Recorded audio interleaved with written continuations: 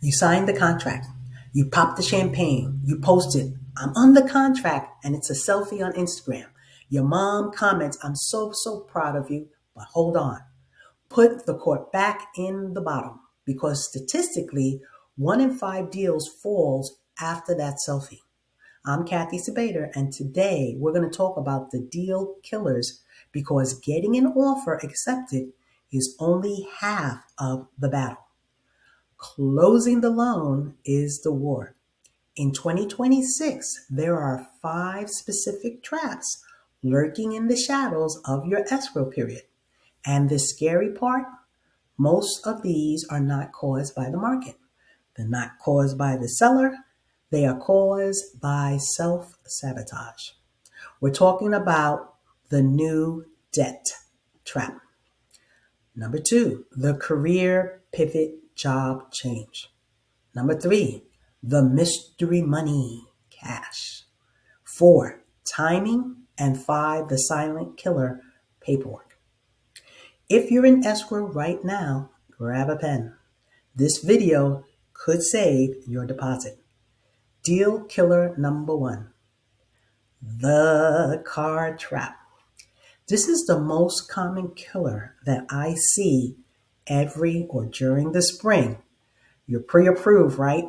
So you think you were safe. But here's what happens psychologically. You get under contract, the nestling instinct kicks in, you start visualizing the driveway. You realize that your old car doesn't look that great. You think, new house, new car. Or you look at the living room and you realize your college futon won't fit. So you go to Living Spaces, the salesman, let's call him Brad. Hey, we got great news. Financing for 24 months. You think, free money. Thanks, Brad. You sign the paperwork and boom, Brad just killed or potentially killed your mortgage. Here's the math. Even if you don't have to make a payment for 12 months, the underwriter counts a minimum payment against your ratio, usually 5% of the balance. So let's say that $5,000 SOFR, that counts as $250 a month in debt. That $250 might lower your purchasing power by $30,000. Suddenly, you may not qualify for the house anymore over a couch. The rule: do not buy a car, do not buy furniture, do not co-sign for your cousin's student loan, do not put anything on your credit card unless absolutely necessary. Be the most boring person on earth for the next 30 days. Deal killer number 2, the career pivot, the good news trap. This one is heartbreaking because often the buyer thinks that they are doing something good. Here goes the scenario. The promotion. You call me, hey, Cathy, I got a promotion. I'm moving from salary to commission only. Only because I'll have unlimited earning potential. My heart stops because in the mortgage world, potential equals 0. If you switch to commission or 1099 or self-employment, we need a 2-year history of the income to count.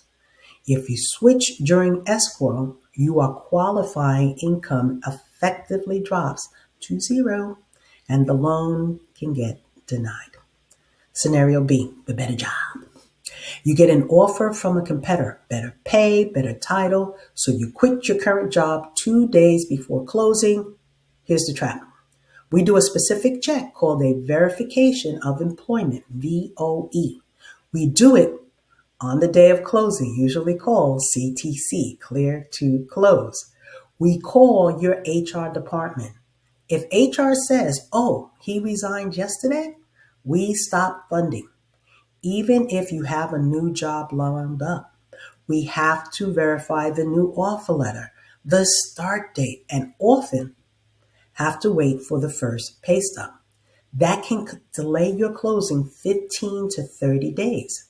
The seller more than likely will cancel. The rule: do not change jobs during escrow. Do not quit Do not retire. Stay put. You have till you get those keys. Once you get those keys, you get the keys. Deal killer number 3, the mystery money. Cash sourcing. This is a federal law killer. Underwriters are basically forensic accountants. They need to know where every single dollar comes from. This is to prevent money laundering. Here is the scenario. You looked at your bank account. You realize you need $3,000 more for closing. You decide to sell your motorcycle on Craigslist. Or you raid your cookie jar. You take that $3,000, you walk to the ATM, you deposit it. You may have just killed the deal. We cannot source cash deposits. I cannot prove that money came from a motorcycle. For all I know, you borrowed it from the loan shark, or it came from illegal activity because I can't prove it. The underwriter has to back it out of your account. It doesn't exist. Now you're $3,000 short. And if you don't have another $3,000 that is sourced, gift, letter, aid, the deal dies. The rule, if you have cash under your mattress, leave it there. If grandma is giving you a gift, she must wire it directly to escrow. Do not have her Zelle you. Do not have her write you a check. Wire to escrow. Keep your hands clean. Deal killer number 4, timing.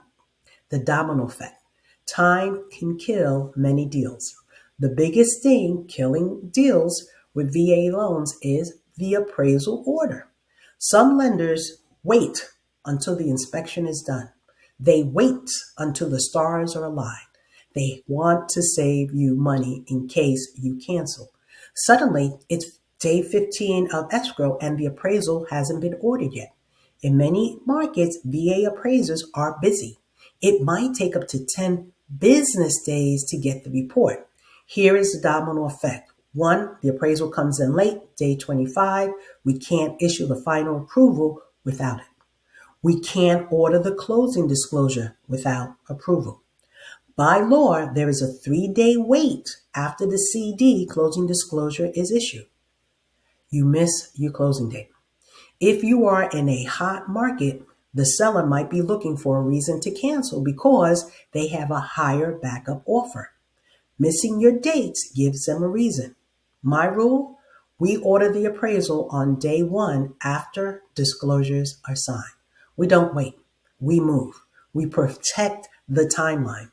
Deal killer number 5, paperwork. The screenshot war. This is the silent killer.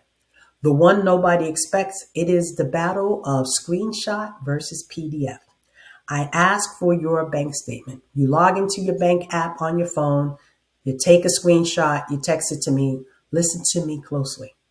Underwriters cannot accept screenshots.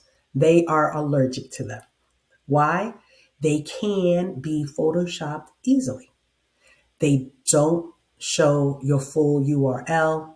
They don't show page 1 of 4, the page 4 trap. You send me page 1, page 2, and page 3. The statement says page 1 of 4. I ask for page 4. You say, Cathy, it's blank. It was just legal disclosure stuff. It doesn't matter. The underwriter needs to see that it is blank. They need to know there wasn't a $50,000 withdrawal on that page. If you send incomplete docs, I have to chase you. You have to log back in. We lose days, and in a 17 to 21 day escrow, days are expensive. So here's your survival guide. Be fast. If I ask for a document, send it within 4 hours. Be accurate. Send full PDFs. Log into the website on your computer like it's 1999. Download the file. Send the file. 3. Be boring. No new debt. No large deposits. No career change.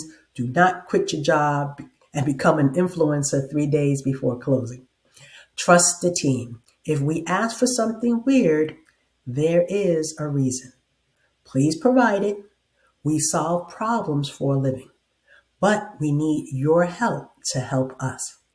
If you can dodge these 5 killers, You will be at the finish line, keys in hand, champagne popping, for real this time. Zero regrets. This wraps up our series on deal killers. But now you're asking, okay, Cathy, I avoided the traps. But what actually happens between now and closing? Next week, we're going to be mapping it out. VA timeline, contracts to keys. And I'm going to walk you through that process. So, in the next 17 to 30 days, when the inspection happens, when the money moves, and the one day you absolutely cannot miss work or loan won't fund. If you like knowing exactly what comes next, you need to watch the next video. I'm Cathy Sabater. Let's go win your house.